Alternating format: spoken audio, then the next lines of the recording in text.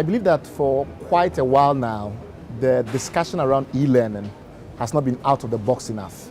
And this provides us with a great opportunity to look at almost a decade of this experience and to say, where are we now as Africans when it comes to reconfiguring the discussion towards impact? The opportunity is clear. Most people now are vaguely at least aware that ICT can have an extremely important impact on education. The challenge now is to begin the process of measuring impact, finding out what are the bottlenecks, and then driving forward to address those bottlenecks. I think those are the critical next steps, and this is the place to do it now.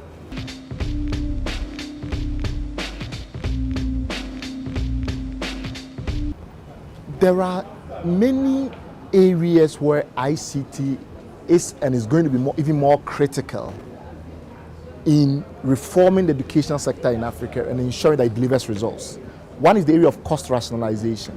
The ability of using ICTs to reduce the cost burden on policymakers, on governments, on even private education entrepreneurs is massive. Consider the fact that a single e-reader, a single tablet today can carry almost all the material found in some of the most prestigious libraries in the world. That's dramatic in terms of the potential scope for cost reduction. The second is broaden access, ensuring that regardless of where you are in any particular country in Africa, you have access to some of the best educational content in the world. That is going to be extremely important also. Third is the ability to track outcomes in a more consistent way across different regions in the same country and across different countries in Africa. The ability to do proper measurement is integral to the ability to reform the educational sector in a way that fits well with our labor market and fits well with our other indicators of development as Africans, whether it's in health or somewhere else. And those, I think, are the three critical areas where ICTs are going to be vital to the goal of transforming education in Africa.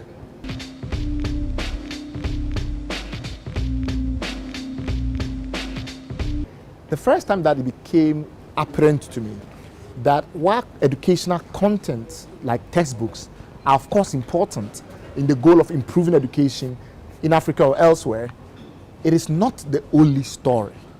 The issues of nutrition, the issues of sanitation, teacher absenteeism, issues to do with bullying, improving the outcomes of education that we experience in Africa. It is not the only story. It was when it became apparent to me that beyond the issue of content, appropriate curriculum, the availability of textbooks, it's also all the environmental factors which makes education holistic. Nutrition, sanitation, teacher absenteeism, bullying on the playground. These are all critical factors where ICTs could be deployed to improve upon the education experience, but apparently it's not being done. So if you look, for instance, the issue of teacher absenteeism, I was shocked when I looked at some World Bank data that suggested that in some schools in Africa, up to 80% of the school term is lost to classroom teaching because teachers don't show up in some schools. Now, how do you use ICTs to enable the shaming and naming, the penalization in some sense, or the deterrence of some teachers from this conduct? But at the same time, how do you use ICTs to incentivize teachers to be in the classroom? The issue of school feeding programs that are rolling out across Africa, because we've come to understand that a child that has receives a nutritious meal is much likely to do better in the classroom than a child that does not. But then how do you use ICTs to improve upon the governance of these programs? Because alongside the success stories that we've measured in terms of expansion of these schemes is also the governance problems around corruption and the waste of resources in providing these school meals. Can you use e-coupons, for instance, to improve upon transparency and accountability in this area? That would be a tremendous improvement on the current situation and help to improve upon the nutritional content of school meals, for instance, over time. Because if more resources could be conserved, the more resources could be expended on the project. So these are all very important facets of education. And very often we don't seem to recognize that. And I believe recognizing that for me has been the game changer. It's giving me a complete different picture of what ICTs could do in the realm of education to ensure that we have lasting transformative outcomes.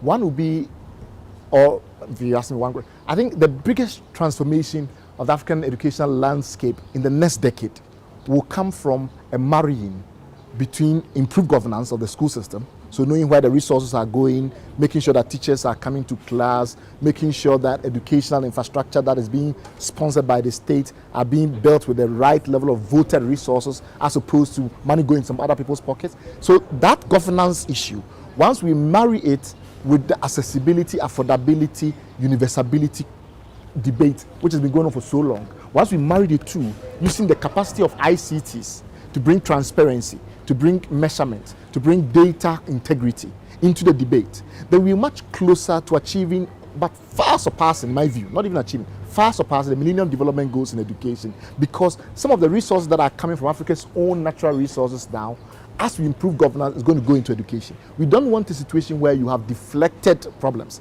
So you take out governance issues in the extractive sector and then you bring it in the social sector. So you have increased corruption in the educational sector. If we use ICTs and other mechanisms like that to improve transparency and governance in these sectors, my view is that we're going to see outcomes that far, far surpasses our wildest imagination.